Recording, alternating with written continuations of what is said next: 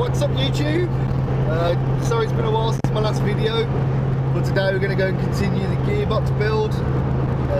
It's been a while, I know. Hopefully you guys can hear me alright. I'm just on my way to the unit. Fuel light again. Common sight in this car. So yeah, just on my way to the unit. It's been a while because Tom's been away for quite a while. He's been on holiday in Australia. As you guys know, Tom always kind of helps me out with this stuff, so, and it's his unit as well. So yeah, I've got some parts here that I'm taking down with me. 2 new track rod ends because we damaged them, pulling the shafts. New clutch. I've actually bought a stage 2 clutch, which I'll show you once we get to the unit. There's some other bits and bobs that I'm also fitting, so should be good. I'm not sure how much we're going to get done today because it's quite late in the day. Me and Tom have both been doing other stuff. So yeah, we'll get done what we can get done, and I'll see you when we get to the unit.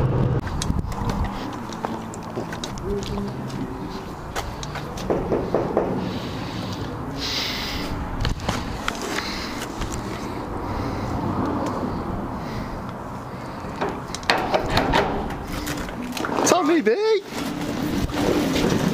How's it going?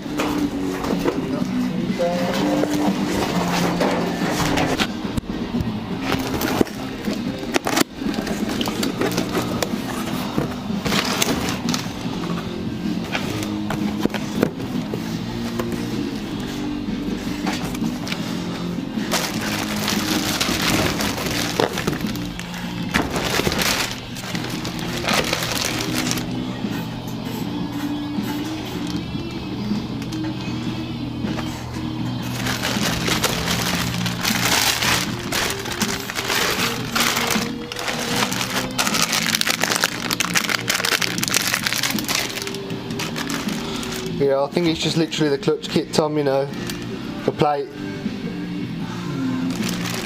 the pressure plate and the thrust bearing. It's a nice bit of kit though.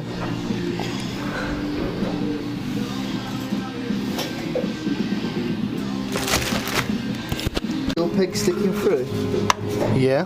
Sorry, I didn't get that drop off. No, it didn't go in nowhere. Okay,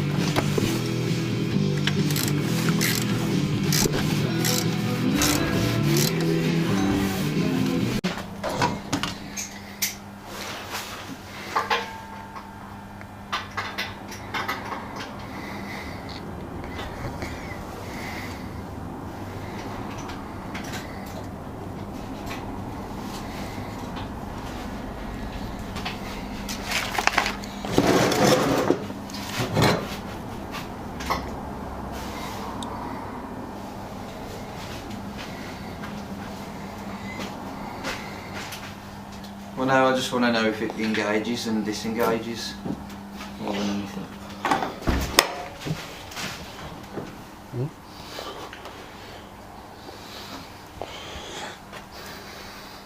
It's got some spring back. Feels like a clutch.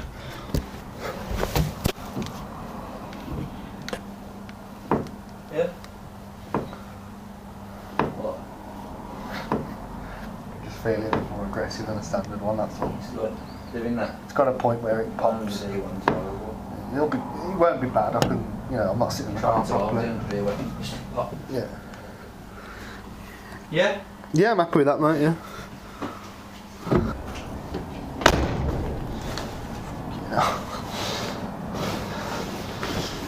I've been used to the way the door shuts on the Civic and the BMW. It sounds like a flipping. Sounds like an oven door.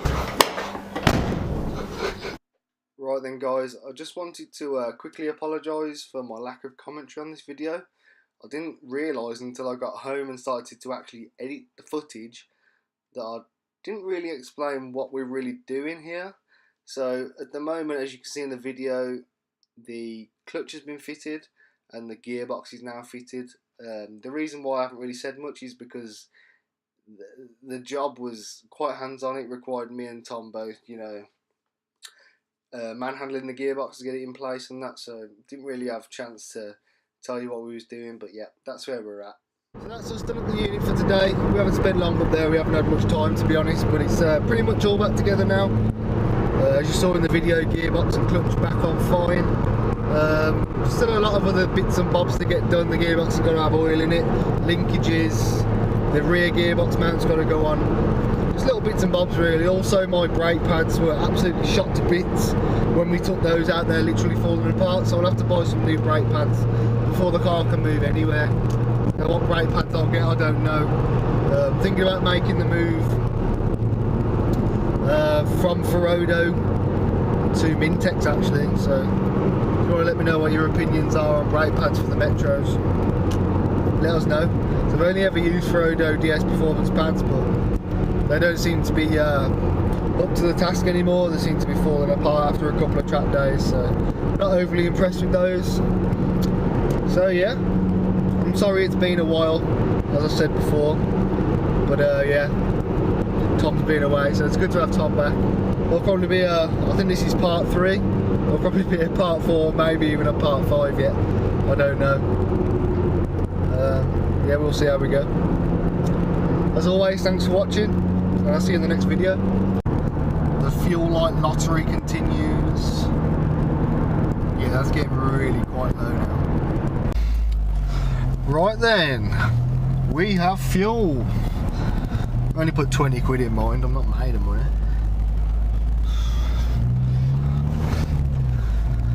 You know what fuel means though, don't you?